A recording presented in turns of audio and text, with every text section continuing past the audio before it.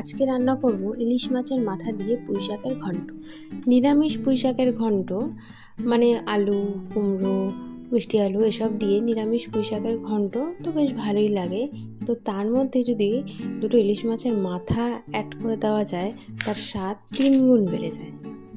প্রথমেই তো শাক কাটার পালা। পুঁইশাকের ডাঁটাগুলোকে প্রথমে কেটে আলাদা করে রেখে দেবো, আর পাতাগুলোকে আলাদা করে কাটবো। পুঁইশাক রান্না করার জন্য অনেক রকমের সবজি ব্যবহার করব। এই সবজিগুলোকে সুন্দর করে এক এক করে ডুমো ডুমো করে কাটবো। আমি এখানে নিয়েছি একটা বেগুন, যেটাকে সুন্দর করে ডুমো ডুমো করে কেটেছি। দুটো মিষ্টি আলু নিয়েছি, দুটো এমনি আলু নিয়েছি, আর মিষ্টি কুমড়ো, সবগুলোকে ডুমো ডুমো করে সুন্দর করে কেটে নিয়েছি। সবজিগুলো একই রকম সাইজের করে কাটবে, তাহলে সুন্দর হবে এবং একই রকমভাবে সেদ্ধ হবে। আর নিয়েছি দুটো ঝিঙে। সব সবজি ভালো মতন কাটা হয়ে গেলে এবার আমরা রান্না বসাবো।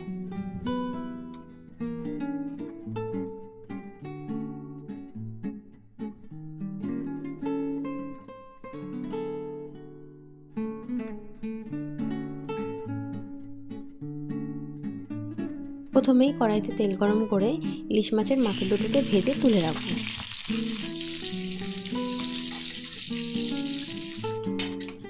এরপর সেই তেলেই দিয়ে দেবো ফোড়ন। ফোড়নের জন্য এখানে ব্যবহার করেছি সাদা জিরে, দুটো তেজপাতা আর একটা শুকনো লঙ্কা। এরপর দেবো একটা বাটা মশলা। এই বাটা মশলায় রয়েছে কাঁচা লঙ্কা, সাদা জিরে আর আদা, সব একসাথে বেটে সেটা ফোড়নের পর তেলে দিয়ে দেবো। বাটা মশলা দেওয়ার পর তাতে আমরা দিয়ে দেবো নুন, হলুদ, চিনি। আমরা এখানে সবজিগুলো এমনভাবে অ্যাড করব শক্ত থেকে নরমের দিকে, মানে ধরো যেই সবজিগুলো আগে সিদ্ধ হয়ে যায় সেগুলো পরে অ্যাড করব, এবং যেগুলো একটু শক্ত সেগুলো আগে অ্যাড করব। যেমন আলু, কুমড়ো, ডাঁটা এগুলো সিদ্ধ হতে একটু টাইম লাগে, তাই সেইভাবে আমরা অ্যাড করতে করতে যাব। পুরো রান্নাটাই কিন্তু ঢেকে ঢেকে মিডিয়াম আঁচে করতে হবে।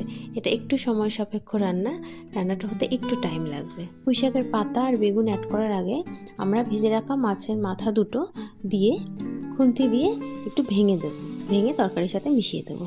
সমস্ত সবজি একে একে দিয়ে দেওয়ার পরে শেষে আমরা অ্যাড করব পুঁইশাকের পাতা এবং বেগুন। আমরা এই তরকারিটা ততক্ষণ ঢেকে ঢেকে রান্না করব যতক্ষণ পুরো জলটা শুকিয়ে না যায়। পুরো জলটা টেনে নিলে তরকারিটা মাখা মাখা হয়ে আসলে বুঝবে তরকারিটা রেডি হয়ে গেছে।